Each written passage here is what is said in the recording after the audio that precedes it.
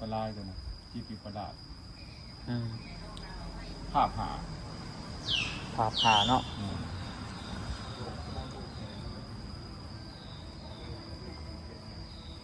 เข้าไปปรุงแต่งมีประหลาดเนาะ เนี่ยมีเวลาอันตรายคนเราคนทำมันไปเสียอยู่ในพวกนี้นะ ไปเสียอยู่ในพวกนี้ ไปลงเนาะ มันเลยเหตุของการปฏิบัติของขึ้นมาว่าการปฏิบัติของเขาคือที่ว่าการไล่ฐานว่ามันต้องดำเนินไปด้วยทัศนสมาธิและวิปัสสนาครับเอาไปลงในทัศนสมาธิมันก็ยุติแต่แค่นั้น แม่นแหละ มันจะมีธรรมที่ ส่วนร้ายหนึ่งคนปฏิบัติเนี่ยคืออยากติดด่านสมถะได้ แม่นมันขาดวิปัสสนาไป แม่น หนึ่งก่อนจะเป็นวิปัสสนาเลยมันต้องปริยัติและปฏิบัติควบคู่กั ควบคู่กันไป อย่างเช่นเขาเป็นหนักที่ว่าเขาขาดปริยัติเนี่ยเขาขาดปริยัติไป เพราะว่าสื่อทั้งหลายมันเป็นสื่อของปริยัติเลยนะเป็นสมาธิเป็นปฐมฌานเขาจะตุฌานมันเป็นสื่อของปริยัติเวลาเขาปฏิบัติเนี่ยเขามีปริยัติเขาบอกจำเป็นต้องที่ไปส่งอารมณ์กับครูบาอาจารย์เขาหูและสาวาที่มันเกิดสาวามันเกิดคือสาวาทำในระดับนี้ระดับของทุติตติคือเราจะตุฌานแต่ถ้าเขาบอกเข้าใจเรื่องปฏิบัติเขากับสาวาแล้วนี่เขาบอกหูมันเป็นบ่หูเลยเอาตัวโยม เพราะว่าหลักการปฏิบัติมันครึ่งเอาด่านทฤษฎีครึ่งไว้แนวทางนะ แมน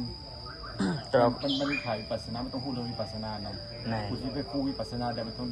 รู้ทางด้านปริยัติและปฏิบัติ แม่นแหละ แมน เถือปรับปรุงสิว่าเขาจะฮู้ว่าสิว่าเขาได้สมาธิจาตุตหรือว่านี่ก็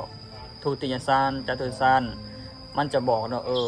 ในสภาวธรรมเนี่ยเขาหอดขันได้เห็นบ่ แมนให้ชีวิตฮู้ เห็นได้ฮู้ ได้สำหรับพวกเฮาซีเป็นฝ่ายรู้ในเรื่องของสื่อและปริยัติอะไรรู้ว่าเรื่องตัวนี้โยมเข้ากับบ่ฮู้นี่เมื่อบ่ฮู้แล้วเขาจะถามแบบพอมันเกิดสภาวะวันนี้มันคือหยังบัดนี้คือหยังบัดนี้เฮาเป็นฝ่ายของวิปัสสนาเฮาต้องรู้เรื่องปริยัติแต่สภาวะธรรมแบบนี้สภาวะธรรมนี่เฮาเคยปฏิบัติมามันสภาวะมันอยู่ในขันธ์นี้เป็นนะ แน่เลยคือบางคนเขาบ่ได้ศึกษาด้านทฤษฎีเนาะแต่เขาปฏิบัติได้เนาะแต่ว่าเขามาเว้าเรื่องสภาวะธรรมบัดนี้กับคนผู้ที่ได้ศึกษาและปฏิบัติได้มันจะฮู้เด้ผู้ที่เว้ามันนะ มันอยู่พวกที่ปฏิบัติได้แต่ว่าเขาบ่ฮู้เรื่องของ ทฤษฎี ปริยัติทฤษฎีเขาจะบ่ฮู้ว่าคือหยัง แม่นแหละ มันคือหยังลงคือหยัง เขาสิเว้าได้ตัวนี้ ถ้าเอาเพื่อเอาตัวอย่างโยมขายอุปสมบทการปฏิบัติมันเกิดสภาวะธรรมกันนี่ให้บอกเขาถามมันคือหยังอาการเขากันหน่อยมันคือหยังอาจารย์มันเป็นอันนี้เนาะเป็นนั้นแต่เขาพูดในเรื่องของมันของปริยัติปฏิบัติเพราะว่าปริยัติปฏิบัติมันขู่กันมันแย่งจากกันบ่ได้ แม่นมันติดกันเลย เขาจะเริ่มแต่ปฏิบัติอย่างเดียวมันขาดปริยัติมันก็เดินเขาเดินแนวตาเดียวเขาออกเป็นศาสนาธิการถ้าเขามีแต่ปริยัติตัววิบุยปฏิบัติมันก็เป็นศาสนาธิการแบบ ศรัทธาขาปัญญาเนาะ เป็นนะไปโอ้มันเป็นเรื่องที่ ละเอียดไง ละเอียดสมาธิพระพุทธเจ้าก็ยังตรัสว่าอยู่ในสมาธิศูนย์เด้สมาธิเป็นของละเอียดคนส่วนเสพบ่ได้คนส่วนแล้วก็สมาธิบ่ได้แอบอิงด้วยอามิตรอีก เป็นยังครูบาอาจารย์จึงให้เหตุรูปแบบของปริวาสในการเจริญสมาธิเพราะว่าหนึ่งสมาธิมันต้องมีศีลบริสุทธิ์เด้ แม่นแหละ มันต้องมีศีลบริสุทธิ์ในเรื่องของการเจริญ เป็นบางคนจึงเกิดนี่ก็วิปลาส วิปลาส ก็เพราะบ่มีศีลด้วยกัน นี้พวกที่ต้องพวกคารุกาบัตมันมีผลต่อการปฏิบัติ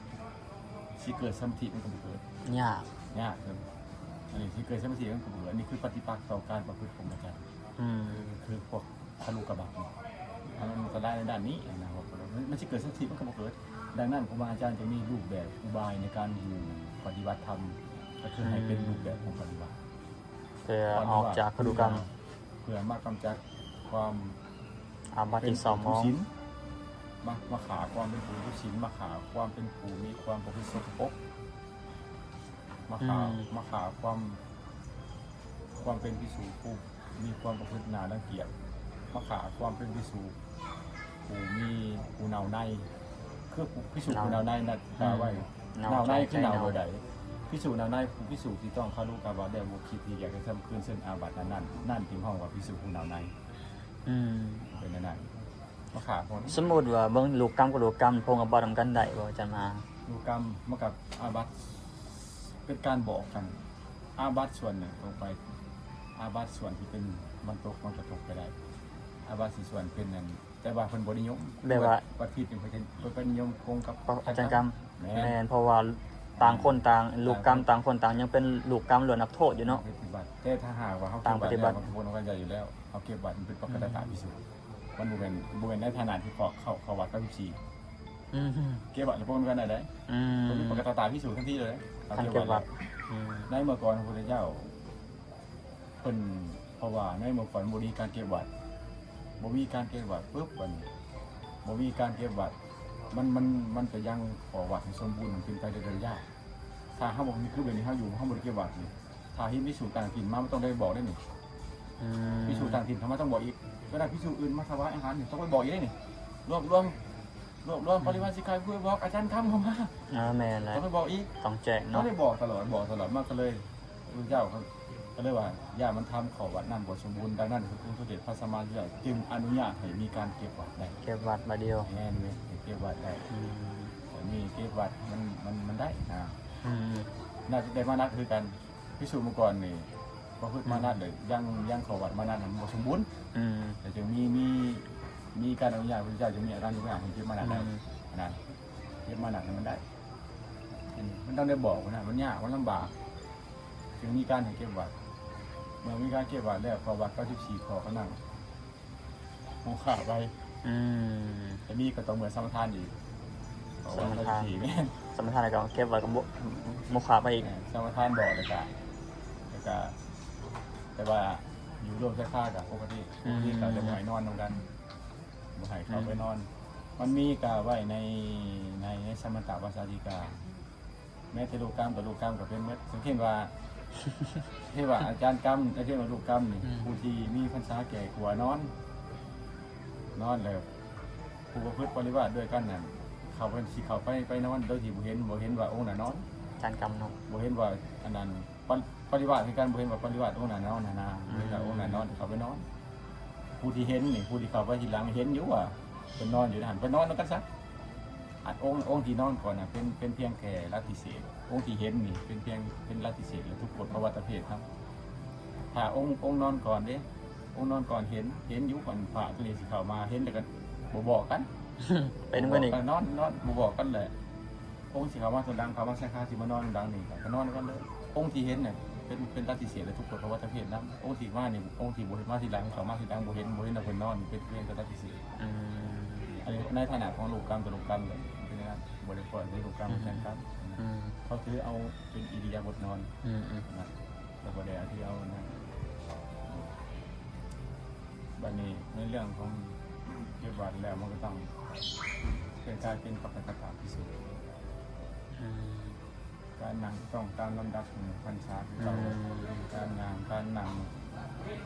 ยินดีในการกล่าวยินดีในการไหวก็ต้องไปตามลำดับของเราเป็นไปตาม โอ้ค แต่ รับ ว่า เนาะ พอวัดของอาจารย์เป็นบริยมได้บางวัดได้เป็นบอนุญาตเขาจะไปเห็นให้เขา อืม แต่สิว่าให้เขามาสิเป็นการไปทำลายขอวัดปฏิบัติของครูบาอาจารย์ในสำนักนั้น เป็นสำนักของคนที่ตั้งขึ้นมาเนาะ แม่ ก็เป็นดีของเพิ่น มันบ่มันสิเหตุให้เกิดความ อืม บ่เกิดความบ่สามัคคี สนทนาทำกับผู้มีธรรมกับผู้มีธรรมหรือผู้ต่างผู้มีความโหดม่วนเลย อืม มักสนทนากัน อืมหายาก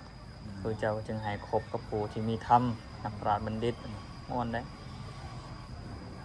แซ่ความโหด กับสนทนาเขานั่นสนทนาเขา อืม ที่เข้าทานพุทธะร้ายดูได้ถ่ายนะครับเพราะสงสัยร้ายแต่เขาสามารถ วัดอาจารย์มื้อหน้ายังสิจัดงานปฏิวัติงานปฏิบัติอยู่บ่มีแผ แต่ น ว่ายังบ่แต่ว่าแทนการก็สิมันต้นไม้เพราะว่าขนาดมันต้นไม้มันยังบ่มี ต้องได้ปลูกเพิ่มเนาะ ปลูกป่าอยู่ตอน อื นี้ มโอ้มีโอกาสสิไปยามเนาะ พยายามมุ่งไปกัน เยี่ยมไปยาม ป่า คันบ่มาขอหรือบ่มาสนทนากันก็บ่ฮู้เลย ไปปลูกป่าในพวกนั้นมีแทนการสิ เอากลับมาเนาะ เพิ่นกระดับปฏิบัติแต่อย่าเพิ่นฝัน อ้างมันมานั่งเลยคนหน่อย อย่าเพิ่นฝันว่า นี่ เพิ่นฝันว่านั่นปฏิบัติธรรม ไปนั่งกันคนหน่อย ปฏิบัติธรรม เดี๋ยวไปยังคนหน่อยบันทึกวิดีโอสนทนาทางกับเพิ่นไว้ เ